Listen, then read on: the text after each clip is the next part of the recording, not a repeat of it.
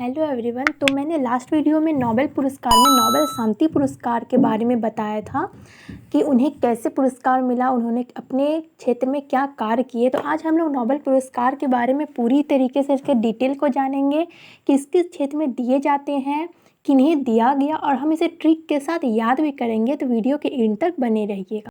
पहले हम जानेंगे कि नोबेल पुरस्कार में क्या विजेता को दिया जाता है या क्यों मनाया जाता है और यह कब से यह नोबेल पुरस्कार दिया जा रहा है। तो नोबेल पुरस्कार विजेता को 10 मिलियन स्वीडिश क्रोनर यानी कि 9 लाख अमेरिकी डॉलर पुरस्कार राशि के रूप में दी जाती है।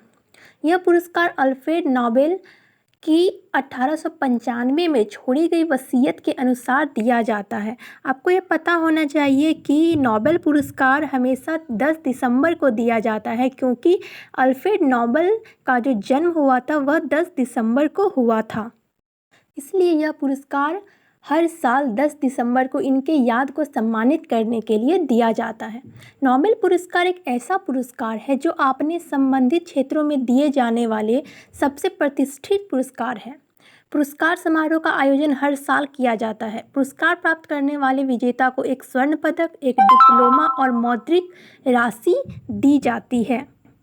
नोबेल पुरस्कार 6 क्षेत्र में दिए जाते हैं। कौन कौन से क्षेत्र हैं वो?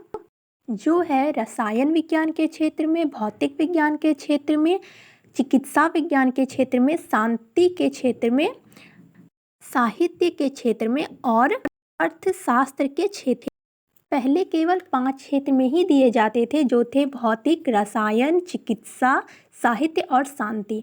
1968 ईस्वी से अर्थशास्त्र को भी नोबेल पुरस्कार में जोड़ दिया गया और सबसे पहला पुरस्कार अर्थशास्त्र 1969 यानी कि 1969 में अर्थशास्त्र में पहला नोबेल पुरस्कार अमर्त्य सेन को मिला है। ये आगे हम लोग इसके बारे में और भी जानते हैं ट्रिक के साथ। तो हमारा पहला है जो श्रेणी विजेता योगदान में है, तो वो है फिजियोलॉजी और मेडिसिन में, और जिन्हें ये अवार्ड मिला है वो है प्रोफेसर समवते पाबो। इन्होंने विलुप्त होमिनी और मानव विकास में जीनोम संबंधित खोज की है तथा नियंत्रण के जीनोम सीक्वेंसिंग की है। अब इसे हम याद कैसे रखेंगे? तो देखिए, हम इसे ट्रिक से याद रखेंगे। मेडिसिन मतलब क्या हो गया? चिकित्सा, ठीक है। तो मेडिसिन से दवा याद रखिए, तो हम लोग बोलेंगे कि प्रोफेसर जो थे उनके पाँव जो हो गए शांत हो गए थे, इसलिए उन्होंने मेडिसिन लिया।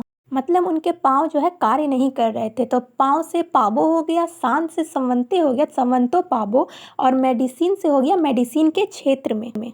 ट्रिक को अंत तक देखिएगा, आपको 100% ट्रिक समझ में जरूर आएगा और याद भी होगा।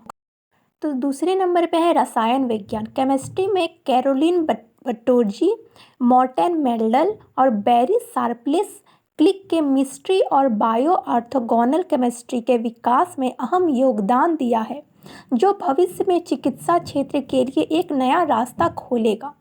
तो अब हम इन तीनों का नाम कैसे याद रखेंगे, तो ये ध्यान में रखना है, ठीक है।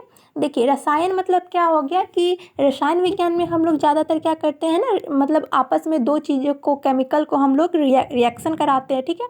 तो यहाँ पे कैरोलिन को कैरोसिन से याद रखिएगा, और मेल्टल को याद रखिएगा मेंटल से, और शार्पलेस यानी कि जो जिसमें शार्पनेस नहीं है। तो देखिए, एक मेंटल आदमी है जो शार्पलेस चीज़ को शार्पनेस बनाने के लिए उसमें कैरोसिन डाल रहा है, ठीक है। तो मेंटल आदमी है से मॉर्टेन मेल्डल हो गया, वो क्या कर रहा है? शार्पलेस कोई भी औजार है तो शार्पलेस औजार है, तो शार्पलेस बैरी शार्पलेस हो गया, और उसको शार्पनेस बनाने के लिए वो उसमें क्या डाल रहा है? कैरोसिन डाल रहा है, तो कैरोसिन से कैरोलिन बटोर्जी हो जाएगा। तो हमारा तीनों ट्रिक याद हो गया। फिर से बता रही हूँ कि एक मेंटल इंसान है जो क्या कर रहा है? एक शार्पलेस औजार में कैरोसिन डाल के रसायन कर रहा है, ठीक है। चलिए नेक्स्ट पढ़ते हैं हम लोग। तो थर्ड है हमारा भौतिक विज्ञान। तो फिजिक्स में एलन आस्पेक्ट, जॉन क्लाउजर, एंटन ज़िलिंगर, इन्होंने क्वांटम यांत्रिकी में प्रयोग किए। कंप्यूटिंग और क्रिप्टोग्राफी में तेज़ी से विकसित नए एप्लीकेशन के लिए आधार तैयार किया है। तो भौतिक विज्ञान में 3 को मिला है, एलन आस्पेक्ट, जॉन क्लॉसर और एंटन जिलिंगर। अब इसे याद कैसे रखेंगे, तो देखिए हम लोग भौतिक विज्ञान में ना टेलीस्कोप का यूज़ करते हैं, ठीक है।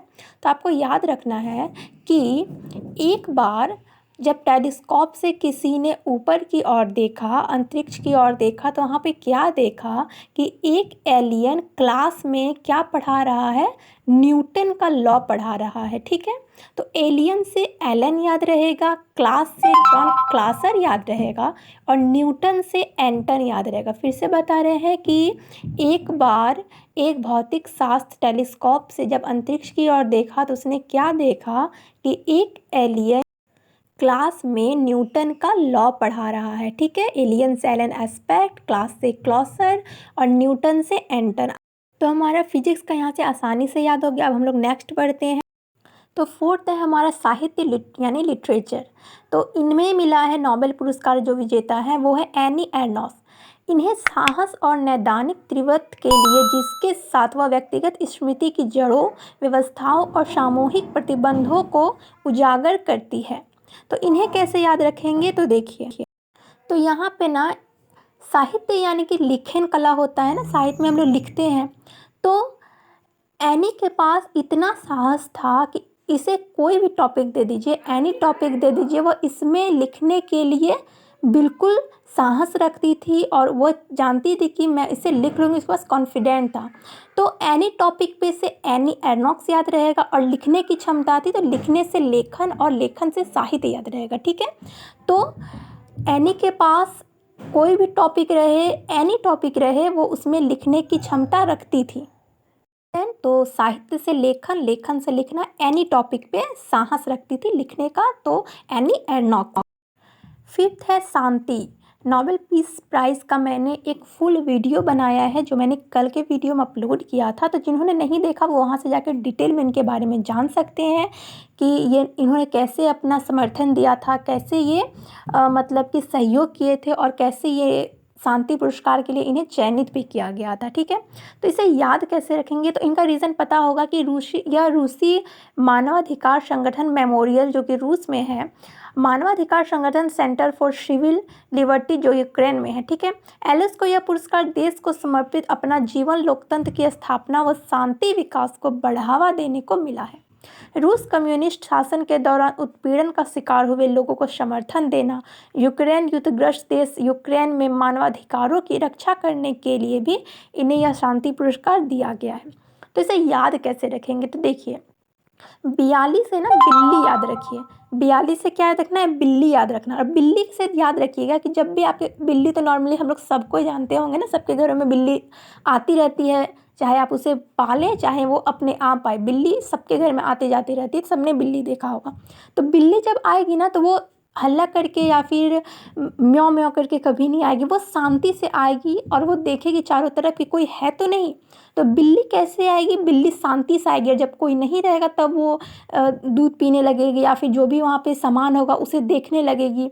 तो बिल्ली कैसे आएगी, बिल्ली शांति से आएगी। तो बिल्ली से 42 यार्ड्स की और शांति से आएगी, मतलब कि शांति के क्षेत्र में इन्हें दिया गया था, ठीक है। तो बिल्ली शांति से आएगी 42 यार्ड्स की और शांति के क्षेत्र में। और लास्ट है इकोनॉमिक्स के क्षेत्र में। तो इकोनॉमिक्स के क्षेत्र में इस साल Ben S बर्नानके, Douglas W diamond और फिलिप एच डायोगी को बैंकों और वित्तीय संकटों पर शोध के लिए अर्थशास्त्र में नोबेल पुरस्कार प्रदान किया जाएगा। समिति ने कहा है कि तीनों पुरस्कार विजेताओं ने विशेष रूप से वित्तीय संकट के दौरान अर्थव्यवस्था में बैंकों की भूमिका के बारे में हमारी समझ में काफ़ी सुधार किया है।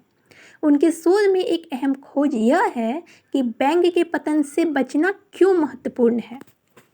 तो मैंने बताया था जैसा कि अर्थशास्त्र नाम 1968 से ऐड हुआ है नोबेल पुरस्कार में, इसके पहले ये नहीं था। और सबसे पहला नोबेल पुरस्कार अर्थशास्त्र क्षेत्र में दिया गया है वो 1969 यानी 1996 में दिया गया अमर्त्य सेन को। तो अब हम इसे याद कैसे रखेंगे, तो देखिए इकोनॉमिक्स जो होता है ना, ये पैसे से रिलेटेड होता है, ठीक है। तो याद रखना है कि पैसा यानी इकोनॉमिक्स इकोनॉमिक्स एंड इकोनॉमी, तो इकोनॉमी को अगर वृद्धि कराना है, इकोनॉमिक्स में अगर हमें इंक्रीजमेंट चाहिए तो हमें डायमंड में बैन करना पड़ेगा, ठीक है। अब इसका ट्रिक कैसे याद रहेगा तो देखिए, तो मैंने क्या कहा कि इकोनॉमी में, इकोनॉमी यानी कि इकोनॉमिक्स यानी कि अर्थशास्त्र के क्षेत्र में बैन करना पड़ेगा, तो बैन से याद रखना है बैन अस बर्नानके, ठीक है।